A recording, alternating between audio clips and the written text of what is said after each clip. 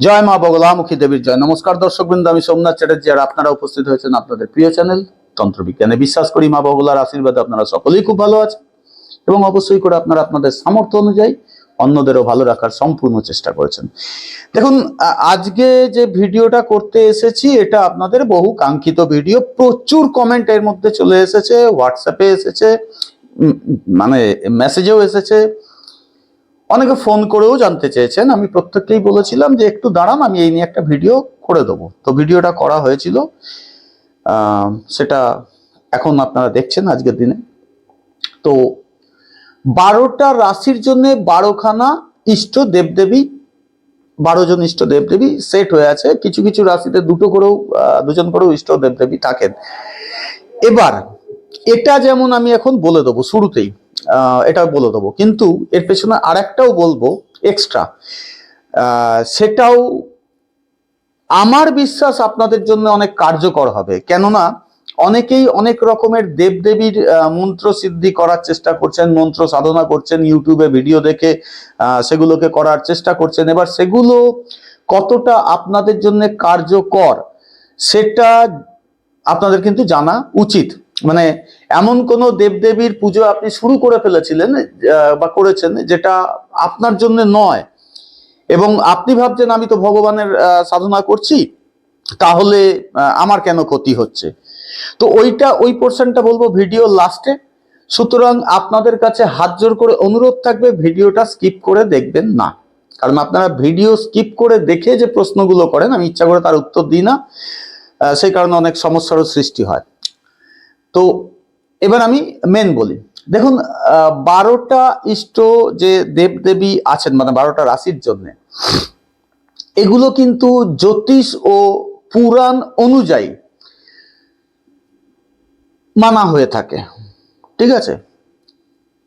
এই ইষ্ট দেবদেবীর কারণ কি আমি সেটা সম্পর্কেও বলছি। প্রথমেই প্রথম রাশি মেষ রাশি।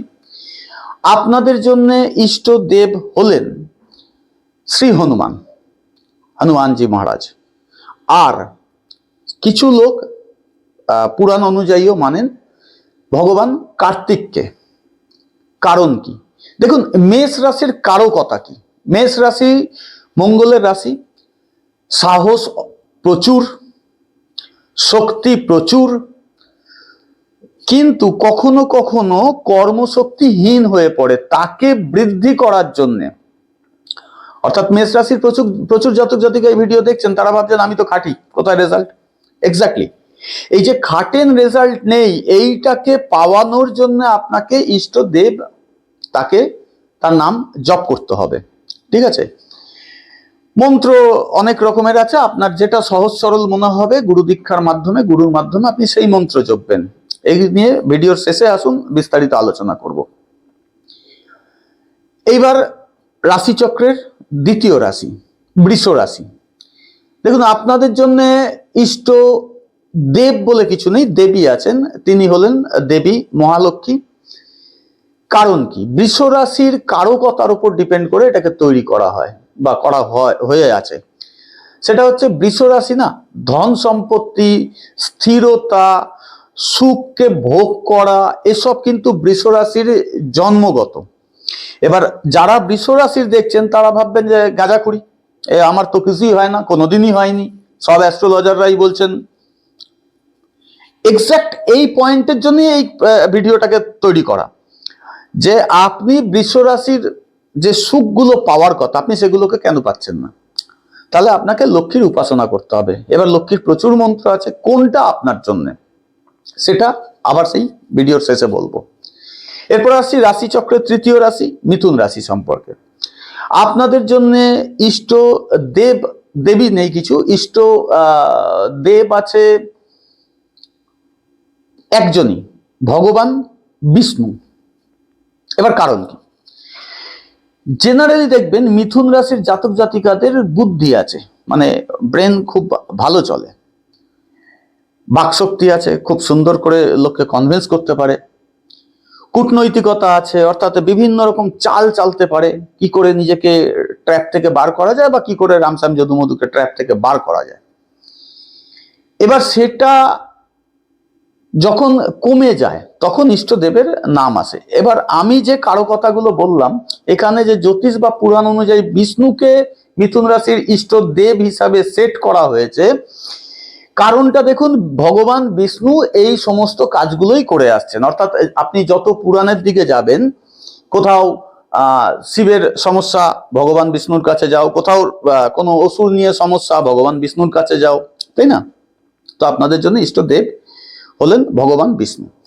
এবার ভগবান বিষ্ণুরও প্রচুর মন্ত্র আছে, কোনটা জপবেন কোনটা জপবেন না সেগুলো আবার ওই ভিডিওর শেষে।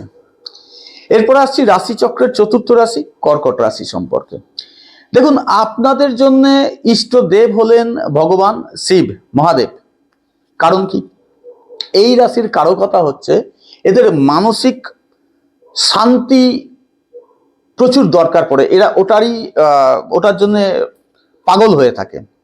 এবং সেফটি সিকিউরিটির চিন্তা কর্কট রাশির জাতক জাতিকাদের সবচেয়ে বেশি, যে কোনো সেক্টরের ব্যাপারে, চাকরি বাকরি, সম্পর্ক, প্রেম, সন্তান, পৈতৃক সম্পত্তি, সবকিছু নিয়ে। তো ভগবান শিব তিনি কেন ইষ্টদেব হিসাবে প্রতিষ্ঠিত হয়েছেন?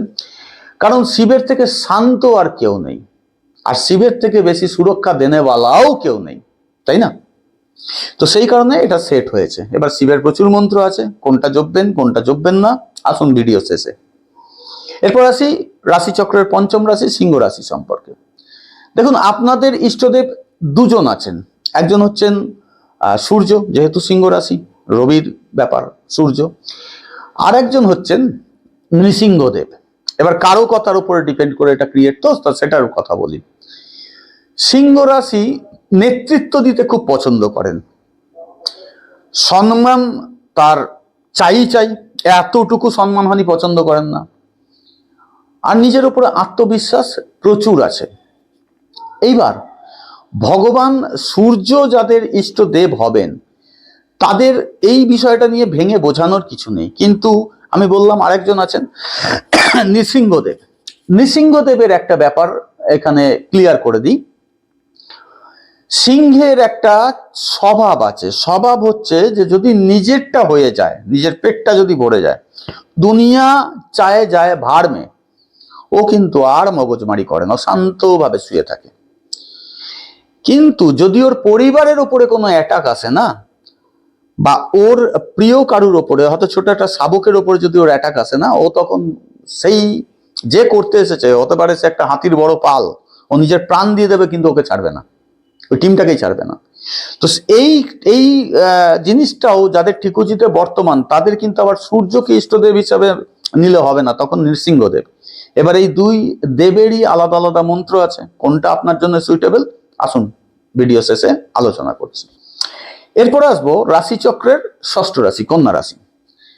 আপনাদের জন্য ইষ্ট দেব হচ্ছেন ভগবান গণেশ।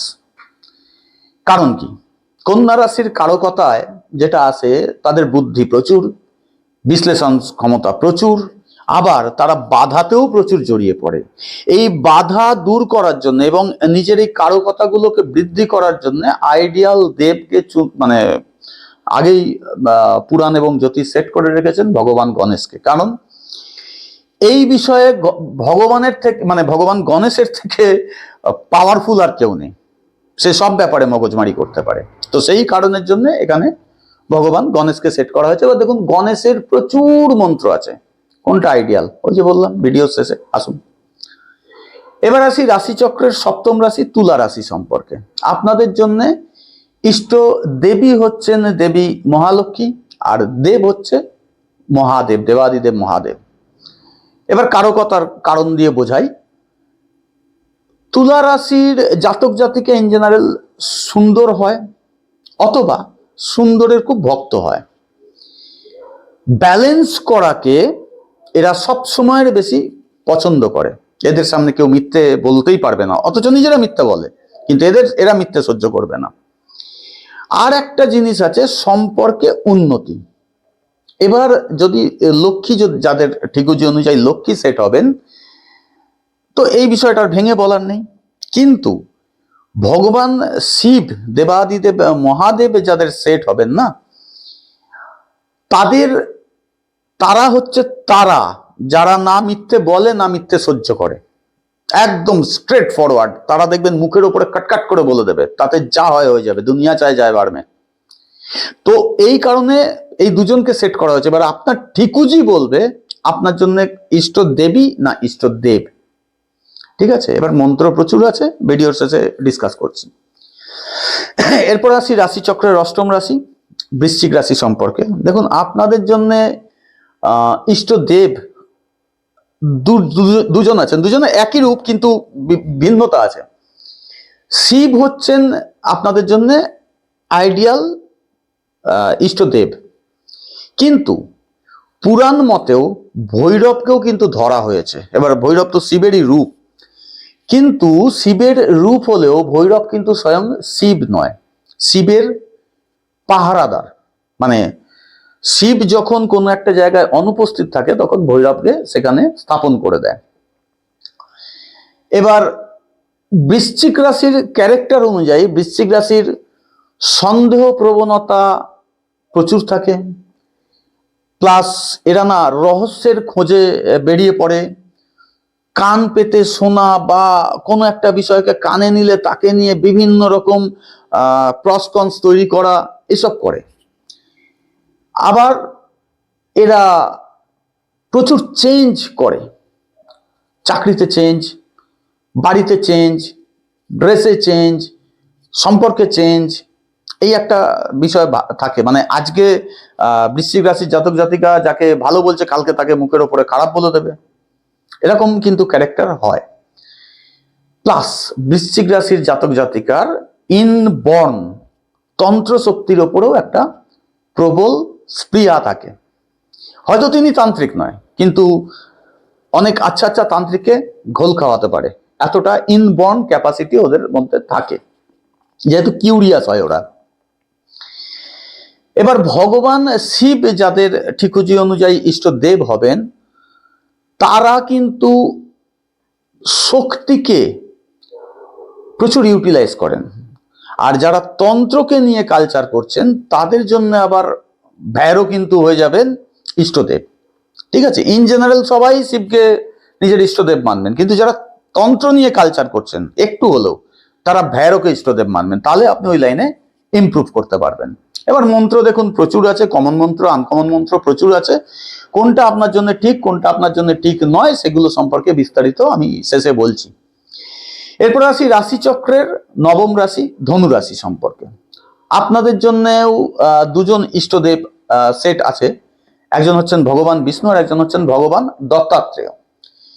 এবার কারকতার দিক দিয়ে দেখুন ধনু রাশির জাতক জাতিকা না ইন জেনারেল ধর্ম, জ্ঞান, ভাগ্য, পসিবল, ইম্পসিবল, এই সমস্ত কিছু নিয়ে কালচার করতে থাকে।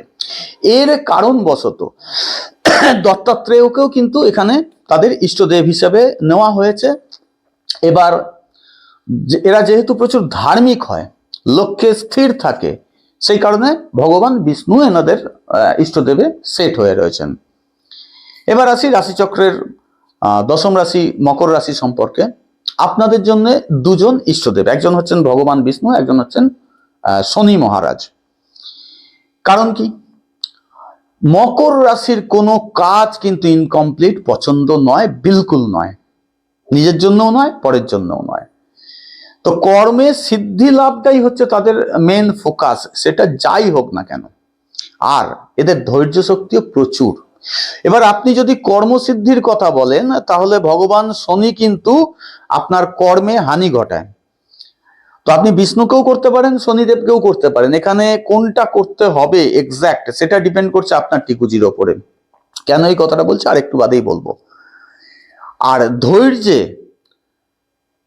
বিষ্ণু সবসময়ের জন্য পাস করে আছেন, শনি মহারাজও প্রচুর ধৈর্যের পরীক্ষা নেন। তাহলে আপনার পসিবল ঠিকুজিতে আপনি ভগবান বিষ্ণুকে ইষ্টদেব মানতে পারেন, কিন্তু যদি পসিবলের জায়গায় ইম্পসিবল ঠিকুজি হয়, যে আপনার উন্নতি কোনোভাবেই হচ্ছে না, অথচ আপনি মকর রাশির জাতক বা জাতিকা, তখন কিন্তু আপনাকে শনি মহারাজকেই আপনার ইষ্টদেব মানতে হবে। এবার আসি রাশিচক্রের একাদশতম রাশি কুম্ভ রাশি সম্পর্কে। দেখুন আপনাদের জন্য ইষ্টদেব একজনই, সেটা হচ্ছেন দেবাদিদেব মহাদেব শিব। কারণ কুম্ভ রাশির একটা বড় ক্যারেক্টারের গুণ হচ্ছে এরা মানব কল্যাণের জন্য সবসময়ের জন্য চিন্তা করে। মাঝে মাঝে বৈরাগ্য চলে আসে, মানে ধরেন খুব চিকেন ছাড়া, চিলি চিকেন ছাড়া, চিকেনের অমুক চিকেন তমুক ছাড়া খাবারই মুখে ঢোকে না, হঠাৎ করে জানতে পারবেন না আমি না ছেড়ে দিয়েছি, হঠাৎ বৈরাগ্য চলে এসছে। হয়তো উনি খুব কালো পড়তে পছন্দ করতেন কিংবা সাদা পড়তে পছন্দ করতেন, হঠাৎ চেঞ্জ করে নিয়েছে, মানে বৈরাগ্য এসে গেছে ওই ব্যাপারটা থেকে। তো এই একটা ব্যাপার থাকে। আর একটা ব্যাপার থাকে, এরা যা চিন্তা করে হাইফাই, মানে এই যে আমি 12টা রাশির কথা বলছি, যদি এদেরকে বলা হয় আচ্ছা আপনি কত টাকা পেলে খুশি হবেন, সবাই যদি 1 কোটি বলে ইনি 100 কোটি বলবে। কেন? এরা হাটকে হয়, নিজেদের চাওয়া পাওয়া চিন্তা ভাবনা এসবের থেকে হাটকে হয়। আপনি খেয়াল করে দেখবেন কুম্ভ রাশির জাতক জাতিকা, আপনার কথা বলছি, আপনার কাছে যদি একটা নর্মাল জলের বোতল থাকে, মানে একটা জলের বোতল সবাই ক্যারি করে তো আজকাল, আপনারটা কিন্তু একটু এক্সট্রা অর্ডিনারি জলের বোতল আপনার পছন্দ নয়। কিছু না কিছু ডিফারেন্স আপনার মধ্যে আছে যেটা সকলের থেকে বেশি নজর কাড়ে। এই বিষয়গুলোকে কন্ট্রোলে নেওয়ার জন্য শিবের মতন শান্ত আপনাকে হতে হবে। কেন? আপনি 10 টাকাকে 100 টাকা শো করেন লোকের কাছে নাম কেনার জন্য, ফলে কি হয়, আপনার কাছে লোক আশা বেশি করবে, আর আশা বেশি করলে আপনি তখন আপনার নিজের মুখে নিজে চুনকালি ফেলে দেবেন, তাই না? তো শিবের মতন শান্ত করে দেওয়ার জন্য এই রাশিটাকে এনাদের জন্য সেট করা আছে শিব। ওকে, এরপর আসি রাশিচক্রের দ্বাদশতম রাশি বা একদম অন্তিম রাশি মীন রাশি সম্পর্কে। আপনাদের জন্যও ইষ্টদেব হচ্ছেন ভগবান বিষ্ণু নারায়ণ। কারণ আপনাদের মধ্যে অত্যন্ত ভক্তি আছে, করুণা প্রচুর আছে, আর সব কিছুতে না আপনারা সাকসেস পেতে চান। আমার এই চ্যানেলে যত ভিডিও আছে সবচেয়ে বেশি দেখনেওয়ালা আছে মীন রাশি। তারা আমার ভিডিও না পেলে পাগল হয়ে যায়, আমার বলে নয়, এরকম যত চ্যানেল এনারা ফলো করেন প্রত্যেকের ভিডিও তার দেখা যায়। সেটা এক্সাক্ট এই তন্ত্রমন্ত্রের চ্যানেল হতে হবে, অ্যাস্ট্রোলজি চ্যানেল, এরকম না। তারা যদি অন্য কোনো এন্টারটেনমেন্ট চ্যানেলও দেখে, ও কেন দিল না, কি হলো, কেন কি এদের ওর বিষয়ে একটা ভক্তি চলে এসেছে, একটা বিশ্বাস চলে এসছে, আর এখানেই সবচেয়ে বেশি আঘাত এদের ক্ষেত্রে আসে। সেই কারণের জন্য ভগবান বিষ্ণু সবকিছুর পরিত্রাতা, সবকিছুকে কন্ট্রোল করে, ব্যালেন্স করে বলে ভগবান বিষ্ণুকে মীন রাশির জাতক জাতিকার জন্য ইষ্ট দেব হিসাবে সেট করা হয়েছে। এবার আসি মেন কথায়। আর একটা মেন কথা দেখুন, আমি বারবার একদম 12টা রাশি যখন বলতে বলতে এলাম তখন বারবার বলছি বিভিন্ন মন্ত্র আছে, কোনটা আপনার জন্য সেটা আপনার অ্যাস্ট্রোলজার সেট করবে। কিভাবে? কারণ রাশি অনুযায়ী ইষ্টদেব বলা এটা নর্মাল ব্যাপার, মানে আমি যেটা বললাম এটা যে কেউ বলতে পারবে, কিন্তু এক্সাক্ট কোন কোন মানে যে ক্ষেত্রে দুজন দুজন করে রয়েছেন, এটা ডিপেন্ড করে কিভাবে আপনার জন্ম ছকের জন্মকুণ্ডলীর 5 নম্বর ঘর থেকে জানা যাবে এক্সাক্ট আপনার ইষ্টদেব দেবী কে, আপনার আত্মকারক গ্রহ কি নিয়ে আছেন। আর আপনার নবাংশ কুণ্ডলী বিচার না করে আপনি যদি এই 12টা রাশির যাদের কন্ট্রোভার্সি রয়েছে, দুজন দুজন করে ইষ্টদেব বা দেবী রয়েছেন, তারা কিন্তু সমস্যায় পড়বেন। সেই কারণে আপনার ঠিকুজিকে পারফেক্টলি বিচার করিয়ে সেই অনুযায়ী আপনার ইষ্ট দেব বা দেবীর পুজো করবেন। ওকে, এবার মন্ত্র জপ। আমি মন্ত্রের কথা বলেছি, দেখুন মন্ত্রের বিভিন্নতা প্রচুর আছে, সব মন্ত্র কিন্তু সকলের জন্য নয়। ধরুন কোন মন্ত্র এমন আছে, ধরুন ওম, ওম দিয়ে তো সব মন্ত্র শুরু, আর সাহাতে গিয়ে শেষ, বা ফটে গিয়ে শেষ, বা আরো অনেক কিছু আছে, সাহা ইন জেনারেল বলা হচ্ছে। ওম হয়তো আপনার জন্য নয়। যেমন পৃথিবীতে আপনি ছেলে, আগে এইভাবে বোঝাই, আপনি ছেলে, পৃথিবীতে প্রচুর মেয়ে আছে, আপনার যাকে মন চায় বিয়ে করুন না, কি অসুবিধা আছে? বিয়ের পরে আপনি টের পান না? প্রচুর কেস আমার কাছে আছে। এই ভিডিও শুরু করার আগে অন্তত আমি 5টা এরকম ফোন হ্যান্ডেল করে তারপরে ভিডিও করতে বসলাম, যে সুখী নই, 20 বছর হয়ে গেছে আমি সুখী নই, 10 বছর হয়ে গেছে আমি সুখী নই, আমার তো মরতেই বসেছি, আর কিছু বছর বাদে মারা যাবো, সারাটা জীবন দুঃখে কেটে গেল একে বিয়ে করার পর থেকে। এটা ছেলের ক্ষেত্রেও মেয়ের ক্ষেত্রেও সমানভাবে প্রযোজ্য। তাহলে আমাদের কি সাজেশন দেওয়া আছে আপনাদেরকে, যে আপনারা বাবু জটক বিচার করে নিন, দেখে নিন বিয়ের আগেই যে একে অপরের সাথে ম্যাচ হচ্ছে কিনা। প্রেম করেছেন, যতক্ষণ প্রেম করছেন না ততক্ষণ কিন্তু প্রেমে গদগদ, তার মাঝেও কিস্তি কামারি, ফোন ব্লক হওয়া, আজকাল ফোন এসছে বলে ফোন ব্লক হওয়া, দেখা না করা, মাসের পর মাস গায়েব থাকা, ছেলে বা মেয়ে উভয়ের সাথেই এটা ঘটে। তারপরে বিয়ের পরে কি হয় সে তো দেখাই যায়, লাভ হয় দুজনের। এক আমাদের মতন দোকানদার যারা, আমরা আপনাদের সমস্যা ঠিক করে দেবো বা ভেঙে দেবো মার্কা দোকানদার আমরা যারা আছি, আমাদের প্রফিট হয়, আর প্রফিট হয় উকিলগুলোর। লসের লস পুরোপুরি আপনাদের, তাই না? তো মন্ত্রেও জটক বিচার হয়। আপনি যে রাশি, যে লগ্নের আপনার আত্মকারক গ্রহ অমাত্মকারক গ্রহ কারা আছে, নবাংশ কুণ্ডলিতে কি কন্ডিশন আছে, সেটা না দেখে যদি আপনি একটা মন্ত্রকে নিয়ে দুম করে বসে পড়েন না, আপনি জেনে রাখুন ওই মন্ত্রের যত সুগুণের কথা বলা আছে তত দুর্গুণ আপনার ভেতরে এসে ঢুকবে, আপনার জীবনকে জ্বালিয়ে পুড়িয়ে খাক করে দেবে। আমার কাছে প্রচুর এরকম ফোন আসে যে আমি বগলা মন্ত্রকে পেতে চাই, তাতে সিদ্ধি লাভ করতে চাই, আপনি কি আমায় দীক্ষা দেবেন? আমি আজ অবধি কাউকে বলিনি যে হ্যাঁ আমি দীক্ষা দেবো। কেন? আমি দীক্ষা দিতে জানি না, না আমার গুরুর আমাকে অধিকার দেওয়া নেই, দুটোই আছে।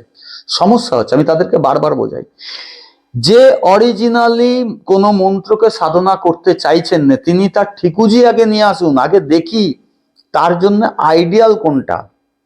এমন অনেক আছে আমি কনভার্ট করে দিয়েছি, এই ভিডিও দেখছে এরকম বেশ কিছু ছেলে এবং মেয়ে আছেন, বিবাহিত পুরুষ বিবাহিত মহিলা রয়েছেন যাদেরকে আমি কনভার্ট করে দিয়েছি। এসছিল বগলা চাইতে, আমি কাউকে ভুবনেশ্বরী ধরিয়ে দিয়েছি, তো কাউকে ভৈরবী ধরিয়ে দিয়েছি, কাউকে মাতঙ্গী ধরিয়ে দিয়েছি, তো কাউকে সত্যি বগলা দিয়ে দিয়েছি।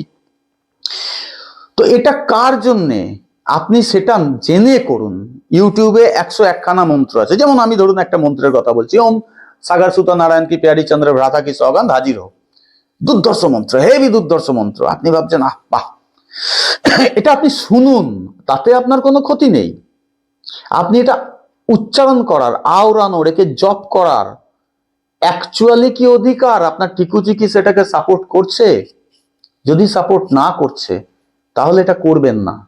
আমরা ইউটিউবে বলতেই থাকি কথা, কারণ এখানে তো কেউ বলছে না এ ভাই 10 টাকা দেবো থেমে যা, এরকম তো কেউ বলবে না, তো আমরা বলতেই থাকি, আপনারা শুনতেও থাকেন, কারণ আপনাদেরকেও কেউ বলছে না ভাই আর শুনো না, তাহলে 10 টাকা দেবো, তাই আমি বলছি আপনি শুনছেন। কিন্তু কোনটা অ্যাকচুয়াল এটা পরামর্শ করাটা খুব দরকার, খুব দরকার। এটা পরামর্শ না করে যদি আপনি কোনো কাজ করেন তাহলে সেই কাজটা আপনার ভালোর জায়গায় ক্ষতি হতে পারে। যেমন আমি এর আগের একটা ভিডিওতে বলেছিলাম যে আপনি যদি কোনো কাজ করাতে যাচ্ছেন কারোর ওপরে, আপনি আগে যাচাই করে নেবেন কোনো এক্সপার্ট দিয়ে যে আদতেই কাজটা হবে না হবে না। কারণ আপনার পরিশ্রম যাবে, টাকা যাবে। ধরে নিন আপনি কোনো একটা সাধনা করছেন, সাধনা মানে কি একটা মালা নিলাম, মন্ত্র যাবে, আপনি ভগবান সামনে লাবল, টিভি সিরিয়াল চলছে নাকি? ওরম নয়। এর পেছনে আপনার প্রচুর উপকরণ লাগবে, অনেক দ্রব্যাদি লাগবে, আপনার খান পান, আপনার পোশাক আশাক সবকিছুতে সব চেঞ্জেস আসবে। আমি এখন সেলাই করা বস্ত্র পরে বসে আছি, কিন্তু যখন আমি জপে বসবো, পুজোয় বসবো, একটা বস্ত্র ভেতরে থাকবে না যেটা সেলাই করা, কারণ আমার ক্ষতি করবে। প্রয়োগের সময় চলতে পারে, কিন্তু আমি সাধনায় বসেছি, সেলাই করা বস্ত্র চলবে না বিলকুল। তো সেই কারণের জন্য অনেক সিস্টেমকে ফলো করে ঢুকতে হয়। তো আপনি দুম করে ঢুকে পড়ছেন আর ভাবছেন আমার কেন সিদ্ধি হচ্ছে না, আমার কেন আরো ক্ষতি হচ্ছে, কেন এত ভয় পাচ্ছি। সুরক্ষা ঘেরা, সোমনাথদা বলেছে সুরক্ষা মন্ত্রে সুরক্ষা ঘেরা লাগাবেন, সুরক্ষা দণ্ড রাখবেন, সুরক্ষা মালা রাখবেন, তারপরেও আমার ক্ষতি হচ্ছে। কেউ এসে গায়ে এরকম হাত টাচ করছে না, কিন্তু চাকরিতে বসের ঝামেলা হচ্ছে, এই হচ্ছে ওই হচ্ছে, প্রচুর কিছু হয়। এবার কিছু মন্ত্র আছে সাবর মন্ত্র, যেমন এই যে মন্ত্রটার কথা আমি বললাম, এটা কিন্তু একটা সাবর মন্ত্র। এ আপনার সাথে জন্য যোগ্য অযোগ্য যাই হোক না কেন, এর যে সিদ্ধ সাবর মন্ত্র আছে ওটা জপে নিলে পরে আপনার 7 খুন মা। ওকে, তো অনেক সিস্টেম আছে। ইউটিউবের ভিডিও দেখে দেখে যারা ভাবছেন নিজেকে তান্ত্রিক করে ফেলবো, বা অমুককে বশীকরণ করে দেবো, অমুকের মারণ করে দেবো, অমুককে এখান থেকে তাড়িয়ে দেবো, ওতে ঝগড়া লাগিয়ে দেবো, এত সহজ নয়।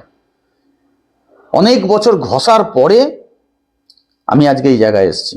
এখন এই জায়গায় আসার পরে বলছি 0.0000001% হয়তো আমি শিখতে পেরেছি, 1%ও শিখতে পারিনি। আর আপনারা ভাবছেন একদিনে সব পেয়ে যাবেন, তাই এই ভুলগুলো করবেন না। বিশ্বাস করি যে ভিডিওটা স্কিপ না করেই আপনারা এতক্ষণ দেখলেন। যারা দেখলেন তাদেরকে অসংখ্য ধন্যবাদ, কারণ আপনারাই সেই অরিজিনাল ভিউয়ার যারা কিছু শিখতে চান, জানতে চান, নিজের জীবনকে পরিবর্তন করতে চান। আর বাদ বাকিগুলো হচ্ছে ওই শিবের ফেলে দেওয়া মাটির তাল, ওদেরকে শিব ঠাকুর গড়েনি, রূপ দেয়নি, তাই ওদের দ্বারা কিছু হবে না, ওদেরকে আমরা পাত্তাও দিই না।